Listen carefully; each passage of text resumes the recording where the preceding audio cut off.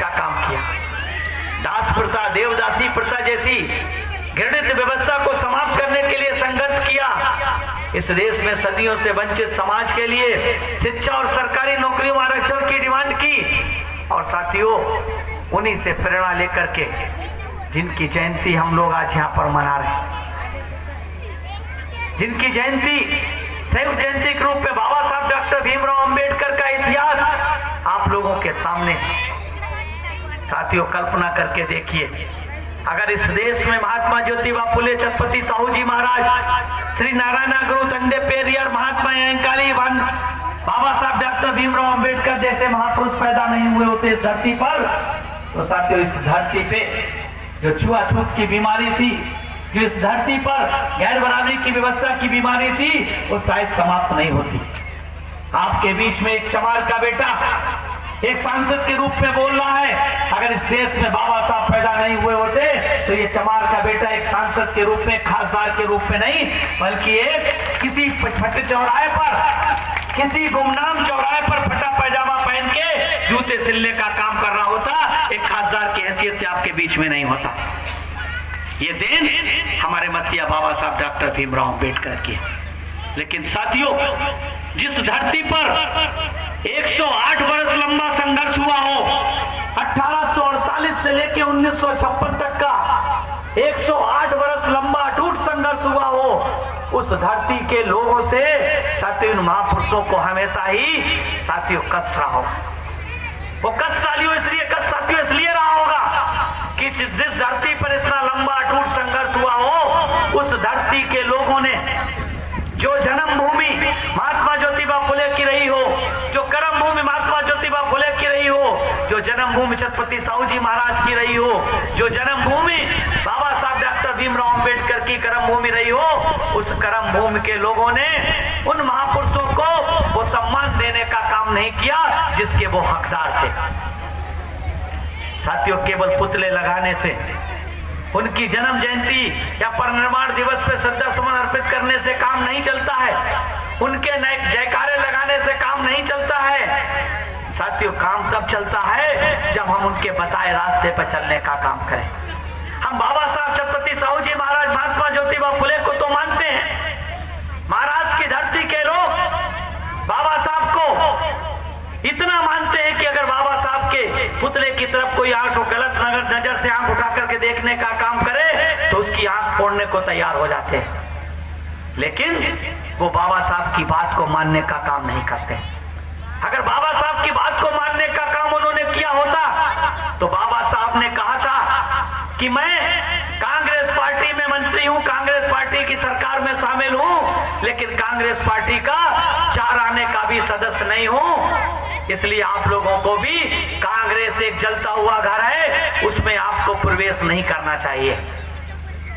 क्या महाराष्ट्र के लोगों ने इस बात को मानने का काम किया? अरे महाराष्ट्र के लोगों ने मानने की बात तो छोड़ो साथियों, बाबा साहब के परिनिर्वाण के बाद जो बाबा साहब के परिकल्पना वाली पार्टी थी आरपीआई,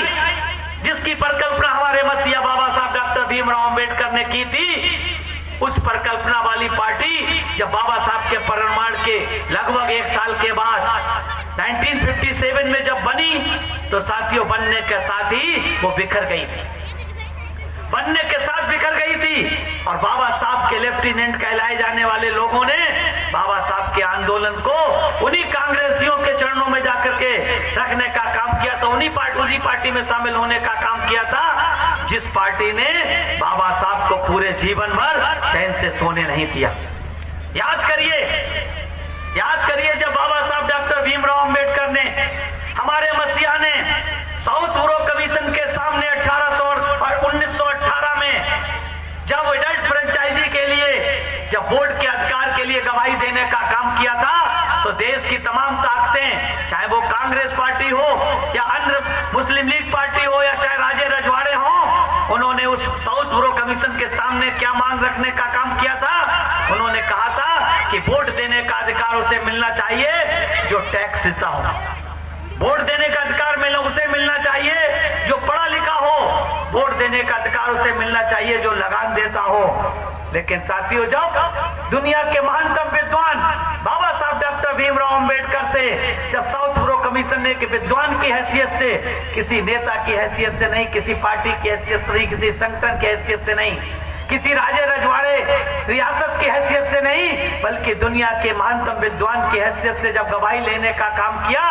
तो हमारे मसीहा ने साउथ ब्रो कमीशन के सामने अपनी गवाही देते समय कहा कि जब हमारे लोगों को सदियों से स्कूल के दरवाजे बंद रखे गए हैं, तो वो कहां से मिडिल पास करके आएंगे?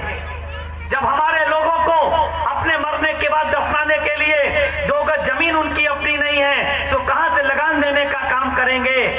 ऐसे में वोट का अधिकार किसको मिलना चाहिए? जिसने 21 वर्ष की उम्र पूरी कर ली हो, अर्थात वयस्क हो गया हो, एडल्ट हो गया हो, उसको मिलना चाहिए। चाहे वो गमीर हो, गरीब हो या अमीर हो, राजा हो या फकीर हो, रानी हो या मैत्रानी हो, जो भी हो, उसको बराबर के अधिकार का, वोट का अधिकार मिलना चाहिए। जब बाबा साहब की इस बात को कांग्रेस पार्टी के लोगों ने सोचा और समझने की बात जब उन्हें लगा कि डॉक्टर अंबेडकर ने वो बात अंग्रेज हुकूमत से मांग ली है जिससे एक न एक दिन ये लोग उठ खड़े हो सकते हैं अपनी ताकत, क्योंकि जनसंख्या में ज्यादा है, संख्या में ज्यादा है, इसलिए आज नहीं तो कल यूनाइट हो सकते हैं। इसलिए जब साइमन कमीशन भारत में आया, 1919 के अधिनियम, भारत के संविधान की समीक्षा करने के लिए भारत में आया, तो कांग्रेस पार्टी ने उस साइमन कमीशन का विरोध करने का काम किया। 1928 को जब भारत में साइमन कमीशन आया, तो कांग्रेस पार्टी ने गो बैक साइमन कमीशन के नारे लगाए और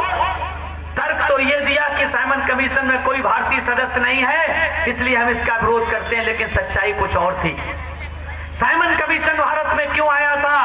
साइमन कमीशन आया था बाबा साहब की उस डिमांड के कारण, जो उन्होंने वयस्क मताधिकार की मांग की थी। साइमन कमीशन आया तो इस देश में रहने वाले 1/5 आबादी, जो जानवरों से भी बदतर जीवन जीने पे मजबूर था, उस जानवरों से बदतर जीवन जीने वाले लोगों की असलियत जानने के लिए साइमन कमीशन आया था। और कांग्रेस पार्टी नहीं चाहती थी कि ब्रिटिश हुक्मरान इस देश की हकीकत को जाने, इसलिए वो इस बात से मुतमईन थे,